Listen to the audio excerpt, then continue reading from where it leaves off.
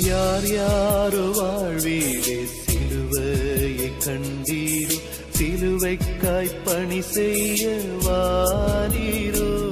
கிறிஸ்துவுக்குள் பிரியமானவர்களே, மரணத்தை ஜெயித்து உயிரோடு இழந்த ஆண்டவர் இயேசு கிறிஸ்துவின் நாமத்தினாலே எஸ்எம்பிஎம் என்ஜிபிஎம் மிஷனரி இயக்கத்தின் சார்பில் உங்கள் எல்லாருக்கும் அன்பான வாழ்த்தலையும் வணக்கத்தையும் தெரிவித்துக் கொள்கிறோம்.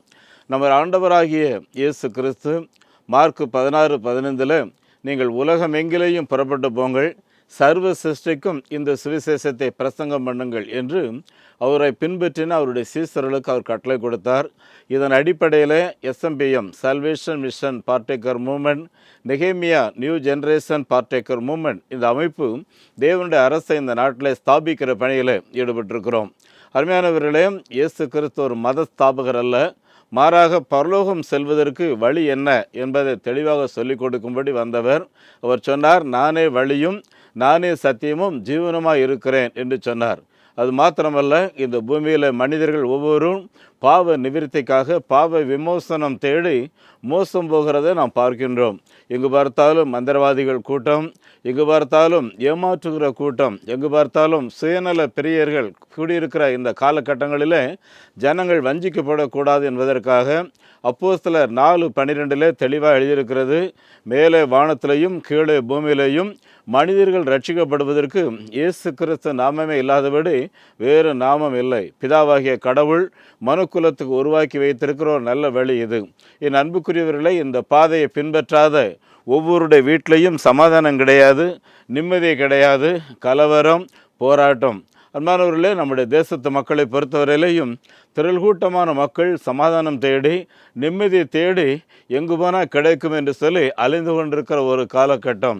கிராமங்களிலே கலவரம். கடந்த நாட்களில் பஞ்சாப் சென்று இருக்கும்போது அங்கு ஒருவர் சாட்சி சொன்னார், எங்களுடைய கிராமத்தில் ஒருவரை ஒருவர் பகைத்து அதிகமான கலவரங்கள், எல்லார் வீட்டிலையும் குடிவெறி தலைவிரித்தாடி கொண்டிருந்தது.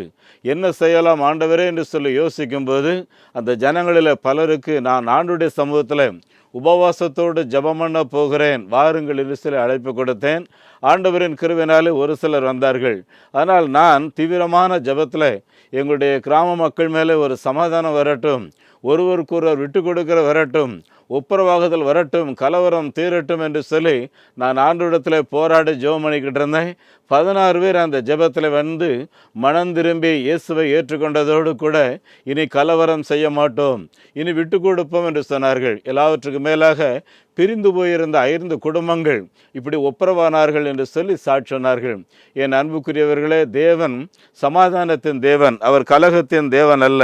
என் அன்புக்குரியவர்களே, நாம் நம்முடைய பணித்தளத்தில் 250 குழந்தைகள், ஆதிவாசி குழந்தைகளை நாம் படிக்க வைத்திருக்கிறோம்.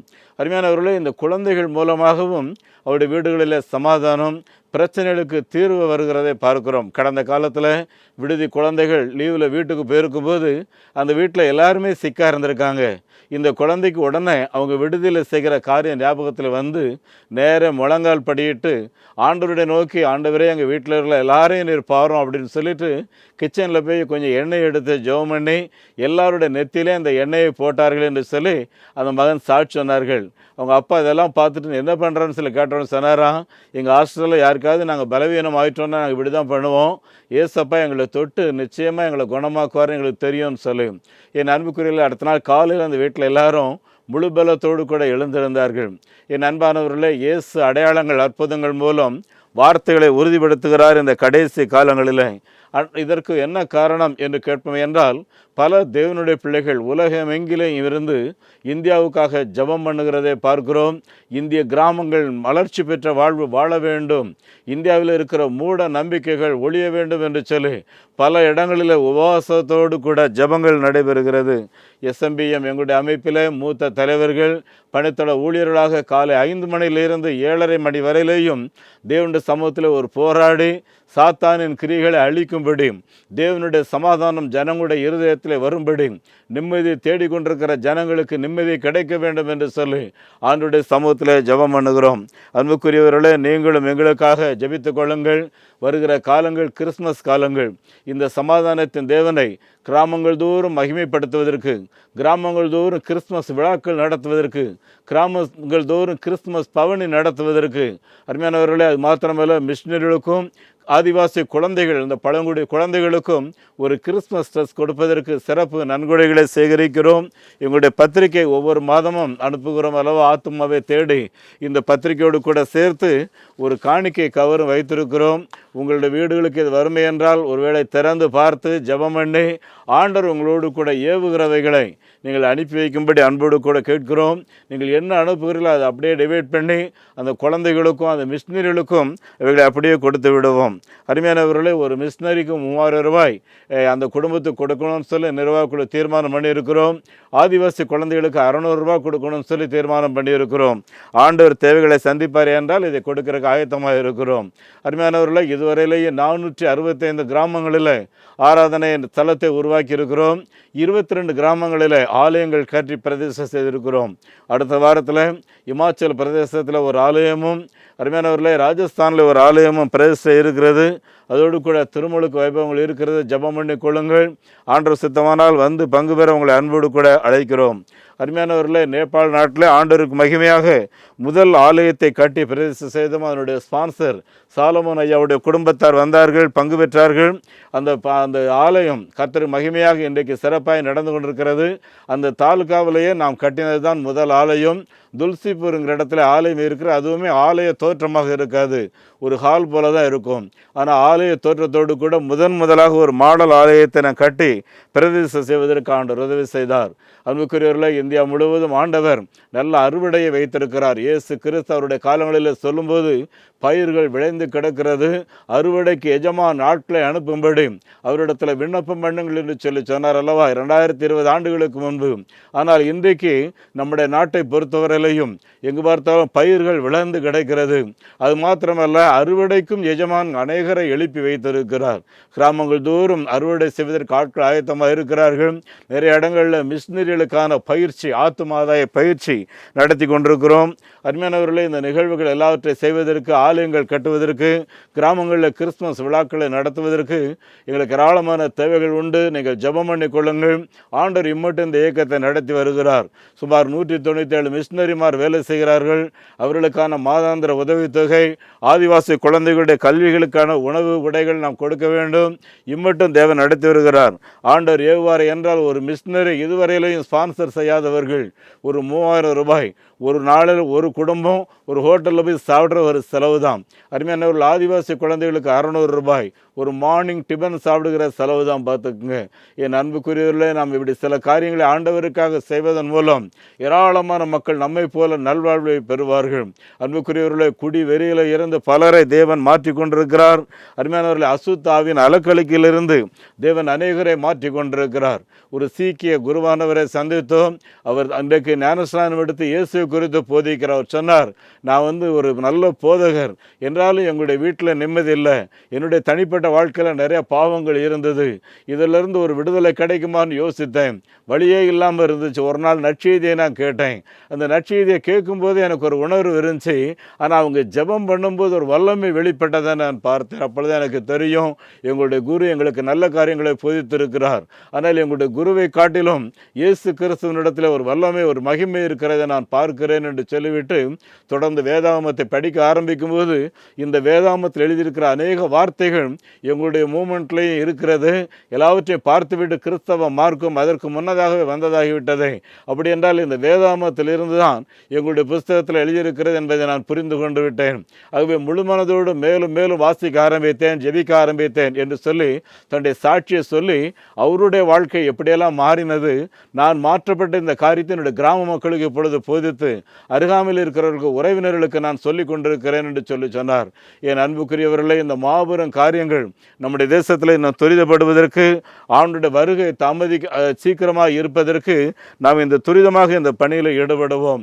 ஒரு நாள் நாம் ஆண்டவரை சந்திக்கும் போது வெறுங்கையோடு அல்ல, ஒரு திரள் கூட்டமான ஆத்துமாக்களோடு கூட ஆமேன் கர்த்தராகிய இயேசுவே வாரும் என்று சொல்லி முகமுகமாய் தரிசிக்க வேண்டும். லூக்கா 15:10 எழுதியிருக்கிறது, மனம் திரும்புகிற ஒரு பாவி நிமித்தம் பரலோகத்தில் மிகுந்த சந்தோஷம் உண்டாயிருக்கிறது என்று சொல்லி நம்முடைய தேசத்தவருடைய பெயர்கள் ஜீவ புஸ்தகத்தில் எழுதப்பட அன்புக்குரியவர்களே தொடர்ந்து ஜெபம் பண்ணி கொள்ளுங்கள். ஊழியங்களில் உங்களை ஈடுபடுத்துங்கள். ஆண்டவர் உங்களை ஆசீர்வதிப்பாராக. கிராமங்களில் ஆலயங்களை கட்டுவதற்கு முன் வாருங்கள். நல்ல பக்க ஆலயம் 7 லட்சம் ரூபாய் கட்டலாம். ஒரு சற்று மாடலோடு கூட 5 லட்சம் ரூபாய் கட்டலாம். கச்சா ஆலயம் 3 லட்சம் ரூபாய் கட்டலாம். நேபாள் போன்ற பகுதிகளிலே டின் சீட்டில் 2 லட்சம் ரூபாய் கட்டலாம். அன்புக்குரியவர்களை எழும்பி வரும்படி கூட உங்களை நான் அன்போடு கூட நான் அழைக்கிறேன். அருமையானவர்களே, இந்த இயக்க நிகழ்வுகளை பார்த்த நீங்கள் இந்த இயக்கத்தின் ஊழியங்களை உங்களுடைய நண்பர்களுக்கும் மற்றவர்களுக்கும் மிஷினரி ஊழியங்களில் ஆர்வம் கொண்டவர்களுக்கும் நீங்கள் அறிமுகப்படுத்தி வையுங்கள். உங்களுக்கு தெரிந்த போதகமார், உங்களுக்கு தெரிந்த பல எழுப்புதல் ஊழியர்களிடத்தை இந்த ஊழியங்களை அறிமுகப்படுத்தி வையுங்கள். அருமையானவர்களே, இதன் மூலமாக அவர்களும் ஏவப்படுவார்கள் என்றால் இந்த ஊழியங்கள் இன்னும் தீவிரமாக நடைபெற ஆரம்பிக்கும். எங்களுடைய வங்கி எண்ணை குறித்து வைத்துக் கொள்ளுங்கள். நெகேமியா New Generation Partaker Movement, State Bank of India, account number 42 17 80 20 691, IFSC code SPIN 0061767. அதோடு கூட Salvation Mission Partaker Movement SMBM, South India Bank 08860 7300000169, IFSC code SIPL 0000886. எங்களுடைய தொலைபேசி எண்ணை குறித்து வைத்துக் கொள்ளுங்கள். 90 43 86 7550 94443 7550. அருமையானவர்களே, இந்த நாளில் நம்முடைய திருச்சபையின் ஒழுங்கு விடை வருகிற ஞாயிற்றுக்கிழமை ஆண்டவருக்கு மகிமையாக அருமையானவர்களே, God people light on the sand, தேவனுடைய பிள்ளைகள் இந்த உலகிற்கு வெளிச்சமாக இருக்கிறார்கள் என்று சொல்லி அருமையானவர்களே, இதற்கு ஆதாரமாக வேதவசனம் கொடுக்கப்பட்டிருக்கிறது. லூக்கா 8வது அதிகாரம் 10வது வசனத்தில் எந்த மனுஷனும் ஒரு விளக்கை கொளுத்தி அதை பாத்திரத்தில் மூடி மறைத்து வைக்க மாட்டான் என்று சொல்லிவிட்டு அந்த விளக்கை அவன் அதற்குரிய ஒரு இடத்துல வைப்பான், அது அநேகருக்கு ஒளி தரும்படி ஏற்றி வைப்பான் என்று சொல்லி அங்கே தெளிவாக எழுதியிருக்கிறது. அன்புக்குரியவர்களே, ஆதி நாட்களில் கிராமங்களில் லாந்தர் லைட்டு ஏற்றி ஒவ்வொரு தெரு மூலைகளிலும் வைத்திருப்பார்கள். இது எதற்காக என்றால் அங்கே அதற்காக ஒரு தூண் இருக்கும், அநேகருக்கு வெளிச்சம் கொடுப்பதற்காக. அருமையானவர்களே, ஒரு பானை சோற்றுக்கு ஒரு சோறு பதம் என்று சொல்வது போல தேவனுடைய பிள்ளைகள் என்று சொல்லக்கூடியவர்கள் இந்த உலகத்திற்கு வெளிச்சமாக இருக்கிறார்கள். அருமையானவர்களே, ஆண்டவராகிய இயேசு கிறிஸ்து இதை மேலும் சொல்லும்போது லூக்கா 8வது அதிகாரம் 18வது வசனத்தில் சொல்லும்போது, நீங்கள் எப்படி வார்த்தைகளை கவனிக்கிறீர்கள் என்பதில் கவனமாக இருங்கள். புரியும் திறன் பெற்ற மனிதன் மேலும் மேலும் புதிதான சத்தியங்களை அறிந்து கொள்ளுவான் என்று சொல்லுகிறார். புரியும் திறனற்ற ஒரு மனிதனோ தனக்கு இருக்கிற நிலையையும் அவன் மறந்து போவான், எல்லா திறனையும் இழந்து விடுவான் என்று சொல்லுகிறார். ஆகவே என் அன்புக்குரியவர்களே, நாம் கற்றது கையளவு கல்லாதது கடலளவு என்று சொல்லி ஒரு பழமொழி சொல்வார்கள். அருமையானவர்களே, நான் முற்றும் தேறிவிட்டேன் என்று சொல்லாதபடி பவுல் சொல்லும்போது இந்த இயேசு கிறிஸ்துவை அறிகிற அறிவுக்காக நான் என்னுடைய மேன்மைகளெல்லாம் விட்டுவிட்டு மேலும் மேலும் நான் வளர்ந்து கொண்டிருக்கிறேன் என்று சொல்லுகிறார். என் அன்புக்குரியவர்களே, இப்படி நாம் வளர ஆரம்பிக்கும் போது என்ன நடக்கும் என்று சொல்லி இயேசு சொல்கிறார் என்றால், மார்க்கு 4வது அதிகாரம் 20-21 நீங்கள் வாசித்து பார்த்தேன் எழுதியிருக்கிறது. அருமையானவர்களே, இந்த விதை எந்த நல்ல விதத்தில் விளைகிறதோ அந்த நிலத்தில் அது 30, 60, 100மாக பலன் கொடுக்கும் என்று சொல்லுகிறார். அவர் நிலம் என்று சொல்வது மனுஷனுடைய இதயம். பார்த்துக்குங்க என் அன்புக்குரியவர்களே, நம்முடைய இதயத்தில் நம்ம நல்லதை சேர்க்க சேர்க்க நல்ல சிந்தனைகள் வரும். பார்த்துக்குங்க அருமையானவர்களே, அசுத்தமானவைகளை சேர்க்க சேர்க்க அசுத்தமானவைகள் தான் உருவாகி கொண்டிருக்கும். ஆகவே நம்ம எந்த காரியத்தில் தீனி போடுறோங்கிறோ யோசித்து பாருங்க. ஏன்னா நம்ம சரீரம் பொதுவாக சிற்றின்பத்தை விரும்பும், ஆனால் நம்முடைய இதயம் சிற்றின்பத்தை விரும்பாது. இந்த சிற்றின்பத்தை செய்யும்போதெல்லாம் மகிழ்ச்சியாக இருக்கும். அதனால தான் எல்லாருமே சிற்றின்பத்தை விரும்பி, சாராயத்தை விரும்பி, புகைப்பிடிக்கிறத விரும்பி, கலவரத்தை விரும்பி எல்லாருமே செய்கிறாங்க. ஆனால் அது முடித்த பின்பு அடுத்த நேரம் பார்த்தீங்கன்னா மனதுக்குள்ள ஒரு பெரிய வேதனையாக இருக்கும், ஒரு நிம்மதி இருக்காது, ஒரு சமாதானம் இருக்காது, மேலும் மேலும் கோபப்பட்டு கொண்டே இருப்பார்கள். அதனால தான் நம்முடைய ஆண்டவராகிய இயேசு கிறிஸ்து சொல்லும்போது, உன் கண்ணு தான் உன் சரீரம் முழுவதுக்கும் விளக்காக இருக்குன்னு சொல்கிறார். அப்படின்னா உன் கண்களை நீ காத்துக்கொள்ளுன்னு சொல்கிறாரு, நேராக நீ பாருன்னு சொல்கிறாரு. என் அன்புக்குரியவர்களே, தவறான கண்ணோட்டத்தோடு கூட பாராதிருங்கள், விபச்சார கண்ணோட்டத்தோடு பயத்தோடு கூட பாராதிருங்கள் என்று சொல்லி இயேசு கிறிஸ்து தெளிவாக சொல்லுகிறார். உன் கண் தெளிவாக இருக்குமே என்றால் உன் சரீரம் முழுவதுமே வெளிச்சமாக இருக்குன்னு சொல்லி இயேசு சொல்லுகிறார். அப்படின்னா நம்முடைய சரீரம் முழுவதும் வெளிச்சமா ஒரு வெளிச்சத்தின் பிள்ளைகளாக நம்ம இருக்கணும்னு சொன்னால் அன்புக்குரியவர்களே, நம்முடைய சரீரம் நம்முடைய கண்கள் எப்பொழுதும் வெளிச்சமானவைகளை பார்க்க வேண்டும். அது மாத்திரம் இல்லை, உன் கண் கெட்டதாக இருந்தால் ஒரு சரீரம் முழுவதுமே கெட்டு போயிடும்னு சொல்லுது பார்த்துக்குங்க. அன்புக்குரியவர்களே, ஆதாம் ஏவாள் கூட பார்த்தீங்கன்னா முதல்ல அந்த பழத்தை அவங்களுடைய கண்களில் தான் பார்த்தாங்க இல்லையா? அதன் பின்பு தான் அது இச்சையாக மாறினது என்று சொல்லி நாம் வேதத்தில் வாசிக்கிறோம். ஆகவே அருமையானவர்களே, எந்த ஒரு காரியத்தையும் ஒரு முறை பார்க்கிறத நம்ம தவிர்க்க முடியாதுன்னா மறுபடியும் ஒரே காரியத்தை ரசிக்கிறோம் என்று சொன்னால் அதுதான் நம்ம தவறான பாதையில் இழுத்து விடுகிறது. மகாத்மா காந்தி சொல்லும்போது சொல்லுகிறார், அன்புக்குரியவர்களே, ஒரு கிறிஸ்தவன் 2 கண்களால் தான் பார்க்குறான், ஆனால் அந்த கிறிஸ்தவனை 2000 கண்கள் தினமும் பார்க்குதுன்னு சொல்லி சொல்கிறார். அப்படின்னா அருமையானவர்களே, இயேசு கிறிஸ்துவின் பிள்ளைகள் என்று சொல்லக்கூடிய நாம் எல்லா விஷயங்களிலையும் தெளிவாக நல்ல பார்வையோடு கூட பார்க்க வேண்டும் என்று சொல்லி ஆண்டவர் விரும்புகிறார். சகரியாவின் புஸ்தகம் முதல் 14 வசனங்களில் நாம் வாசித்தோம் என்றால் அங்கே தேவனுடைய பிள்ளைகளை குறித்து சொல்லும்போது ஆசாரியனை குறித்து சொல்லப்பட்டிருக்கிறது. இவர்கள் தேவனுக்காக வேலை செய்யும்படி தெரிந்தெடுக்கப்பட்டவர்கள். அன்புக்குரியவர்களே, உங்களில் பலர் சொல்லலாம் முழு நேர ஊழியக்காரர்கள் தான் தேவனுக்காக பிரித்தெடுக்கப்பட்டவர்கள், தெரிந்தெடுக்கப்பட்டவர்கள் என்று சொல்லி. ஆனால் நம்முடைய வேத புஸ்தகத்தில் பேதுரு 1 பேதுரு 2வது அதிகாரம் 9வது வசனம் சொல்லும்போது அந்தபடி பிரதான ஆசாரியர்களை என்று சொல்லி நம்ம எல்லாருக்கும் அவர் ஒரு ஆசாரிய பட்டத்தை கொடுத்து அழைப்பு கொடுக்கிறார். ஏனோ தானோ என்று சொல்லி தட்டி கழித்து நாம் யாரும் வாழ முடியாது. துணிகரமான பாவத்துக்குள்ள யாரும் ஈடுபட முடியாது. அசுத்தமான உடையோடு கூட நாம் யாரும் வாழ முடியாது என்பதை அங்கே தெளிவாக அவர் எடுத்துரைக்கிறார். பார்த்துக்குங்க அருமையானவர்களே, உலகம் எங்கிலேயும் ஆண்டவருக்காக சேவை செய்வதற்காக ஒவ்வொரு கிறிஸ்தவர்களும் அவருடைய நாமத்துக்கு சாட்சியாக இருக்கிறார்கள். இயேசு சொல்லும்போது நீங்களே எனக்கு சாட்சிகள் என்று சொல்லி சொன்னார். அன்புக்குரியவர்களே, நாம் எதற்காக சாட்சிகள் என்று கேட்டால் ஏதோ அடையாளங்கள் நடக்குது, அற்புதம் நடக்குது, வியாதி சுகமாகுது, இதற்கு நாங்கள் சாட்சி சொல்லி நம்மளே பலர் சொல்லி கொண்டிருக்கிறோம். இது ஒரு சின்ன பகுதி தான். பார்த்துக்க, நம்ம எதற்கு சாட்சினா இயேசு கிறிஸ்து அன்புள்ளவர், அந்த அன்பை வெளியே காட்டுறதுக்கு நான் கடமைப்பட்டிருக்கிறேன். ஆகவே நான் சாட்சி. அன்புக்குரியவர்களே, அது மாத்திரம் இல்லை அருமையானவர்களே, இயேசு கிறிஸ்துடைய குணாதிசயங்களோடு அவருடைய பண்புகளோடு கூட செயல்படுவதற்கு தான் தேவன் நம்ம எல்லாரையும் இந்த பூமியில் உயிரோடு வைத்திருக்கிறோம். அப்படின்னா நம்முடைய வாழ்க்கையில் ஒவ்வொரு நாளும் வெளிப்படுத்தணும்னு சொல்லி யோசித்து பாருங்கள். நம்ம நாட்டில் ஒரு பெரிய மகான் இல்லையா, அவரை பற்றி விவேகானந்தர் ரொம்ப நல்ல மனுஷர் தான். ஆனால் அவருக்கு இளம் வயதிலேயே உண்மையான தெய்வத்தை பார்க்கணும் அப்படின்றத ஆசைப்பட்டுக்குங்க. அவர் பலரை சந்திக்கும் போது மிஷினரிகள் கூட சந்திக்கிறார். எல்லாருமே அவருக்கு இதைப்படி அதைப்படி அப்படி தான் சொல்கிறாங்களே தவிர ஒருவர் கூட நான் உனக்கு கடவுளை காட்டுகிறேன், நான் கடவுளை வாழ்ந்து காட்டுகிறேன் யாருமே சொல்லலை. கடைசியாக தான் அந்த ஒரு பெரியவரை சந்திக்க அந்த பெரியவர் சொல்லும்போது நீ வா என் கூட உட்காரு, நான் உனக்கு கடவுளை காட்டுகிறேன். அந்த இடத்துல தான் அவர் கடவுளை கண்டு கொண்டேன் என்று சொல்ல. அப்படின்னா அன்பானவர்களே, நம்ம நாட்டில் மக்கள் ஒவ்வொருவருமே தேடிக்கொண்டிருக்கிறார். இந்த தேடுதலுக்கு பதில் வேணும்னா உலகில் இருக்கிற நம்ம தான் அதற்கு சரியான பதிலடிகள் பார்த்துக்குங்க. அதனால தான் சங்கீதக்காரர் சொல்லும்போது சங்கீதம் 27:1 சொல்லும்போது கர்த்தரின் வெளிச்சமும் என் ரட்சிப்புமானவர், யாருக்கு பயப்படுவேன், கர்த்தரின் ஜீவனின் பலனானவர், யாருக்கு நான் அஞ்சுவேன் என்று சொல்லுகிறார். அன்புக்குரியவர்களே, இப்படியாக இருக்கிறதுனால கர்த்தருக்கு நாம் வெளிச்சமாக நாம் இருக்கிறதற்கு நாம் அழைக்கப்பட்டிருக்கிறோம். அருமையானவர்களே, மத்தேயு எழுதின சுவிசேஷம் 5வது அதிகாரம் 14 16 வரைக்கும் நான் வாஸ்து பார்த்தீங்கன்னு சொன்னால் அருமையானவர்களே, தேவனுடைய பிள்ளைகள் என்று சொல்லுகிறவர்கள் உலகத்துக்கு வெளிச்சமாக இருக்கிறார்கள் என்பதை இயேசு கிறிஸ்து மலை மேல் இருக்கிற பட்டணம் மறைந்திருக்க மாட்டாது என்று சொல்லுகிறார்.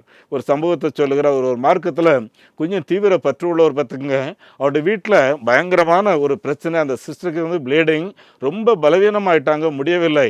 அன்றைக்கு அவர் ஆஸ்பத்திரி போகிற டாக்டர்கிட்ட அப்பாயின்மெண்ட் கேட்டால் அவர்கிட்ட அப்பாயின்மெண்ட் இல்லைங்கிறாரு. கடைசியில் ரொம்ப அர்ஜென்ட்னு சொல்லும்போது ஒரு டைம் சொல்கிறாங்க. அதுக்குள்ளே ஆஃபீஸ் போயிட்டு வந்துடலான்ட்டு போயிட்டு இருக்கிறாரு. போகும்போது பார்த்தீங்கன்னா ஒரு பாட்டியம்மா கையில் நின்று கைப்பிரதிகளை கொடுத்துட்டு இருக்காங்க. இவருக்கு கோபம், இந்த ஊரில் ஒருத்தர் கூட இயேசு கிறிஸ்துவின் பிள்ளைகள் கிடையாது, ஏன் இந்த அம்மா அங்கே கொடுத்துட்ருக்கான்னு சொல்லி வாங்கி எல்லாத்தையும் அப்படியே கிழிச்சு போட்டு வேகமாக போயிட்டார். ஏன்னா அவருக்கு வீட்லேயும் பிரச்சனை, மனதிலையும் பிரச்சனை. அது மாத்திரம் இல்லை, ஒரு மார்க்கத்தில் தீவிர பற்று உள்ளவர். இந்த பாட்டியம்மா எல்லாத்தையும் இப்படி பண்ணிட்டானான்னு சொல்லி வேதனையோட ரொம்ப ஆடிக்கிட்டே கடைசியாக அந்த வீட்டு வாசலில் வந்து உட்காடுறாங்க. உட்கார்ந்து அம்மா கொஞ்சம் தண்ணி கொடுமான்னு சொல்லி கேட்குறாங்க. இந்த சகோதரி தான் உள்ளேருந்து தண்ணி கொண்டு வர்றாங்க. அம்மா நீ ரொம்ப பலவீனமாக இருக்கிற மாதிரி நான் தெரியுது, உனக்காக நான் பிரார்த்தனை பண்ணுறேன், நிச்சயமாக உன்னை கடவுள் கைவிட மாட்டார், தண்ணி கேட்டவொடனே கொடுத்தேம்மா, நீ நல்ல பிள்ளைம்மா அப்படின்னு சொல்லி பாராட்டிட்டு அந்த பாட்டிம்மா கையில் இருந்த ஒரு கிழிஞ்சு போன ஒரு சின்ன ட்ராக்ஸ் பார்த்துக்குங்க, அதை எடுத்து அவங்க கையில் கொடுக்குறாங்க. அந்த சகோதரி உள்ளே போகிறவங்க அதை படிக்கிறாங்க. பாட்டிமாட்டிருந்து இந்த சொம்பை வாங்கிட்டு போகும்போது பாட்டிமா ஒரு சின்ன ஜெபம் பண்ணி அவங்க நெத்திலே சிலுவை போட்டுட்டு, நீ சுகமாக இருப்பம்மா, நான் போயிட்டு வரேம்மா சொல்லி போயிட்டாங்க. அன்புக்குரியவர்களே, கொஞ்ச நேரத்தில் அந்த மகளுடைய உடலில் ஒரு மாற்றங்களை பார்க்கிறார்கள், ஒரு பலனை பார்க்குறாங்க. உடனே குளிச்சுட்டு ஒரு புது ட்ரெஸ்ஸை போட்டுக்கிட்டு அவங்க கணவருக்கும் நல்லா உணவை ஆயத்தப்படுத்துகிறாங்க. சாயங்காலம் வந்து பார்க்குறாரு, ஏம்மா ஆஸ்பத்திரி போகலாம் வானா, வித்தியாசமாக இருக்காங்க, ஏங்க நான் நல்லா இருக்கேன், இப்படி ஒரு பாட்டிமா வந்தாங்க, எனக்கு இப்படி ஒரு சின்ன பிட்டு பேப்பர் தான் கொடுத்தாங்க, தண்ணி குடித்தாங்க, நீ நல்லா இருப்ப, சோமா இருக்குன்னு சொல்லிட்டு போனாங்க, அளந்து ஒரு புது பலம், நல்லா இருக்கேன், நீங்கள் சாப்பிடுங்க, நம்ம அதுக்கப்புறம் பார்த்துக்கலான்னு. என் அன்புக்குரியவர்களே, இப்படி தேவை நிறைந்தவர்களுக்கு வெளிச்சத்தின் பிள்ளைகள் என்று சொல்லக்கூடியவர்கள் சரியான நேரத்தில் அந்த வெளிச்சத்தை காண்பிக்கும் போது ஆண்டவர் மாபெரும் காரியங்களை இன்றைக்கும் செய்து கொண்டிருக்கிறார். நம்முடைய ஆண்டவராகிய இயேசு கிறிஸ்து யோவான் 9ஆம் அதிகாரத்தில் சொல்லும்போது, யோவான் 1ஆவது அதிகாரம் 9ஆம் வசனத்தில் சொல்லும்போது, உலகத்தில் வந்த எந்த மனுஷனையுமே பிரகாசிக்கிற ஒளி இயேசு கிறிஸ்து என்று சொல்லி சொல்லுகிறார். என் அன்புக்குரியவர்களே, ஆகவே இயேசு கிறிஸ்துவின் பிள்ளைகள் என்று சொல்லக்கூடியவர்கள் ஆகிய நாம் அனைவரும் வெளிச்சத்தின் பிள்ளைகளாக நான் நடந்து கொள்ள வேண்டும். அன்புக்குரியவர்களே, இந்த வளமான வாழ்க்கையை அருமையானவர்களே நான் வாழ்வதற்கு எபேசியர் 5ஆவது அதிகாரம் 3லிருந்து 5 வரைக்கும் எழுதியிருக்கு. அருமையானவர்களே, நீங்கள் உங்களுடைய வாழ்க்கையில் உங்களுடைய மோகத்துக்குரிய பாவங்கள், மோகம்னா ஒரு ஆசை, ஒரு அடக்க முடியாத ஒரு விருப்பம் இல்லையா, அந்த காரியத்திலேயே விழுந்து போகக்கூடாதிருங்கள். அப்புறம் தீய செயல்களாய் செய்கிறவர்களாக இருக்காதிருங்கள். பொருளாசை உங்களுடைய வாழ்விலே பற்றக்கூடியவர்களாக இருக்காதிருங்கள். நீங்கள் வம்பு நிறைந்த, அதாவது கேலி கிண்டல் நிறைந்த வார்த்தைகளை பேசுகிறவர்களாக இருக்காதிருங்கள். முட்டாள்தனமான செயல்களை செய்யாதிருங்கள். அப்புறம் பரியாசம்னா எப்போ பார்த்தாலும் மற்றவங்களை பற்றி கிண்டல் பேசிக்கிட்டே இருக்கிறது இல்லையா, இப்படிப்பட்ட காரியங்களை நீங்கள் செய்யாதிருங்கள். பாலியல் பாவங்களில் ஈடுபடாதிருங்கள், அதற்கு விலகி ஓடுங்கள் என்று சொல்லி எபேசியர் 5ஆவது அதிகாரம் முதல் 3லிருந்து 5 வசனங்களில் நான் வாசிக்கின்றோம். அன்புக்குரிய இந்த வசனத்தின் அடிப்படையில் நாம் வெளிச்சத்தின் பிள்ளைகளாக இருக்க வேண்டும். வெளிச்சத்தின் தன்மை என்னன்னு சொல்லி பார்த்தீங்கன்னா, ஒரு வீட்டுக்குள்ளே ஒரு அறைக்குள்ளே வெளிச்சம் போயிட்டுனா அங்கே இருக்கிற இருள் தானால போயிடும். அது மாத்திரம் இல்லை, அந்த வீட்டுக்குள்ளே என்ன பொருள் இருக்குங்கிறது வெளியரங்கமாக தெரிஞ்சுவிடும். அது மாத்திரமல்ல, அருமையானவர்களே, அந்த வீட்டுக்குள்ளே நடக்கிற காரியங்கள்லாம் எளிதாக அந்த வெளிச்சத்தில் புரிந்து கொள்ளலாம் பார்த்துக்குங்க. அதனால தான் வெளிச்சத்தின் பிள்ளைகளாக நீங்கள் இருங்கள் என்று சொல்லி இயேசு கிறிஸ்து நமக்கு அழைப்பு கொடுக்கிறார். என் அன்புக்குரியவர்களே, ஒளி என்பது அது தன்னை அழித்து மற்றவர்களுக்கு பிரகாசத்தை கொடுக்கக்கூடியது. அப்படிப்பட்ட ஒரு பிரகாசமான வாழ்க்கையை வாழ முடியுமா என்பது ஒரு பெரிய கேள்விதான். ஆனால் முடியுங்கிறது தான் இயேசு கிறிஸ்து கற்றுக் கொடுத்திருக்கிறார். நான் அடிக்கடி சொல்லுவேன், அன்பானவர்களே, அந்த ஒரு சகோதரன் ஆட்டோ ஓட்டுற தொழில் பார்த்துங்க, வீட்டில் ரொம்ப கஷ்டம்தான். அன்றைக்கி ஆட்டோவில் வந்தவங்க ஒரு பேக்கை வச்சுட்டு போயிட்டாங்க. அந்த பேக் வீட்டில் போய் தான் பார்க்குறாரு. ஆகவே அந்த பேக்கை எங்கே வச்சுட்டு போனாலும் அந்த பள்ளிக்கூடத்துக்கு வராரு. அந்த பள்ளிக்கூடம் ஒரே பதற்றமாக இருக்குது. உடனே அந்த கேட்மேன்ட்ட சொல்கிறாரு, இப்படி என்கிட்ட ஒருத்தர் பேக் வச்சுட்டு போயிட்டாங்க, இந்த பள்ளிக்கூடத்துலேருந்து வந்தவங்க தானே, அவங்ககிட்ட கொண்டு கொடுக்கணும், கேட்டு திறந்து விடுப்பா. உடனே அவன் சொல்கிறான், சார் அது என்னென்னு எனக்கு தெரியுமா, எனக்கு அதெல்லாம் வேண்டியதில்லை, நான் ஹெட்மாஸ்டரை பார்க்கணும், அவர்கிட்ட கொண்டு கொடுக்கணும். நேராக போகிறார், ஹெட்மாஸ்டர் டேபிளில் வைக்கிறாரு. டேபிளில் வச்சோடனே, தம்பி இது என்னென்னு தெரியுமாங்கிறாரு.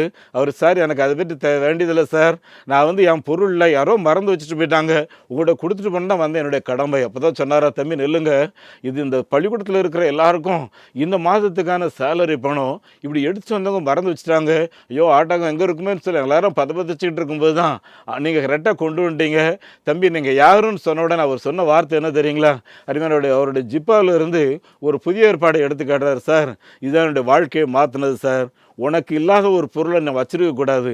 அப்போ தான் அவர் சொன்னாரா, ஒரு ஒரு ஒரு ஒரு ஒரு பைபிள் புஸ்தகம் வாழ்க்கை எப்படி மாற்றிருக்கோன்னா, எங்கள் பள்ளிக்கூடத்தில் நாங்கள் போதிக்கிற காரியங்கள் ஒரு பக்கம் இருக்கட்டும், ஆனால் இது எங்கள் பள்ளிக்கூடத்தில் இருக்கிற ஒவ்வொரு ஸ்டூடெண்ட்டுக்கும் வேணும்னு சொன்னாராம். என் அன்புக்குரியவர்களை, தேவனுடைய பிள்ளைகள் என்று சொல்லக்கூடிய நாம் ஒவ்வொருவரும் மற்றவர்களுடைய பொருளை இச்சித்து வைத்துக் கொள்வதில் நாம் மிகவும் எச்சரிக்கையோடு கூட இருக்க வேண்டும். அருமையானவர்களே, நான் வேத புஸ்தகத்திலிருந்து இன்னொரு காரியத்தை எடுத்து வைக்கிறேன். சங்கீதம் 119, 105 தெளிவாக எழுதியிருக்கு, கர்த்தருடைய வசனம் கால்களுக்கு தீபமும் பாதைக்கு வெளிச்சமாக இருக்கிறது. அருமையானவர்களே, நாம் வருகிற காலங்களில் கிறிஸ்துமஸ் கொண்டாட இருக்கிறோம் இல்லையா? கிறிஸ்துமஸை குறித்து ஏசாயா தீர்க்கதரிசி சொல்லும்போது என்ன சொல்கிறாரு? ஏசாயா 9:2 இருளில் நடக்கிற ஜனங்கள் பெரிய வெளிச்சத்தை கண்டார்கள்னு சொல்கிறாரு. மரண இருளின் பள்ளத்தாக்கிலே நடந்தவர்கள் மேல் வெளிச்சம் உதித்தது என்று சொல்லுகிறார். அருமையானவர்களே, கர்த்தருடைய மகிமை உண்மையில உதிக்கும். இந்த வெளிச்சத்தினருக்கு ஜாதிகளின் ராஜாக்களும் உன்னிடத்தில் நடந்து வருவார்கள் என்று சொல்லியிருக்கிறார். அப்படியானால் அன்புக்குரியவர்களே, இந்த உலகம் நம்மை தேடி வரும்போது இவ்வளோ நம்பிக்கையோடு இருக்கிறீங்களே, இந்த நம்பிக்கைக்கு என்ன காரணம்னு சொன்னால் நம்ம என்ன சொல்ல போகிறோம்? அன்பானவர்களே, நாம் நம்முடைய வாழ்வில் அந்த குரு மூமெண்ட்டில் இருந்த அந்த சீக்கியர் என்னுடைய வாழ்க்கையை இப்படி இயேசு கிறிஸ்து மாற்றினார் இன்னும் நம்மளால் சொல்ல முடியுமா? அது மாத்திரம் அன்பானவர்களே, ஜனங்க தேடுகிற நிம்மதி இயேசு கிறிஸ்து தருகிறார். ஜனங்க தேடுகிற விடுதலையை இயேசு கிறிஸ்து தருகிறார் என்கிற செய்தியை நம்மளால் சொல்ல முடியுமா? இன்னொரு நடந்த எங்களுடைய பணித்தள நிகழ்வு உங்களுக்கு சொல்ல விரும்புகிறேன். அந்த சகோதரி அக்காபேன், அவங்க உடலில் பயங்கரமான கேன்சர் வியாதி. டாக்டர் சொல்லிட்டாங்க, உன்னுடைய கர்ப்பத்தை உடனே எடுக்கணும், நீ உயிரோட பிழைப்புங்கிறது எங்களுக்கு சொல்ல முடியாதுன்னு சொல்லி அவங்க கணவர்கிட்ட எல்லாமே எழுதி வாங்கிக்கிட்டாங்க. அன்புக்குரிய அந்த சகோதரி வீட்டில் எல்லாருமே அழுகை. அந்த நேரத்தில் தான் அந்த சகோதரி இருந்த அந்த கிராமத்தில் உள்ள ஒரு சில கடவுளுடைய பிள்ளை சொன்னாங்களாம், நீங்கள் பயப்படாதீங்க, இயேசு நிச்சயமாக உங்களுக்கு அற்புதம் செய்வார், நீங்கள் சுகத்தோடு திரும்ப வருவீங்க, நாங்கள் எல்லாரும் உங்களை பார்க்க போகிறோம்னு சொல்லி எல்லாரும் அந்த சகோதரிக்காக ஆண்டோடைய சமூகத்தில் பிரார்த்தனை பண்ணி கொண்டிருந்தார்கள். மருத்துவருடைய கடமை செய்தார். பார்த்துக்குங்க, அந்த சகோதரி ஒரு புது பலத்தோடு கூட காணப்பட்டார்கள். அவருடைய கணவன் ஒரு குடிகாரர். பார்த்துக்குங்க, அவரும் மாறிட்டார். அவங்க கிராமத்துக்கு நாங்கள் போயிருக்கும்போது ஒரு குடிசை வீட்டில் தான் ஒரு 200 பேருக்கு மேலே இருப்பாங்க. திரள் கூட்டமாக மக்கள் கூடியிருந்து கர்த்தரை மகிமைப்படுத்தி கொண்டு எங்களுக்கு ரொம்ப சந்தோஷமாக இருந்துச்சு. எப்படி இவங்க எல்லாரும் கடவுளை ஏற்றுக்கொண்டார்கள், இந்த மெய்யான வழியில் எப்படி வந்தாங்கன்னா, சகோதரி அக்காபேன் எழுப்பி சாட்சி சொன்னாங்க.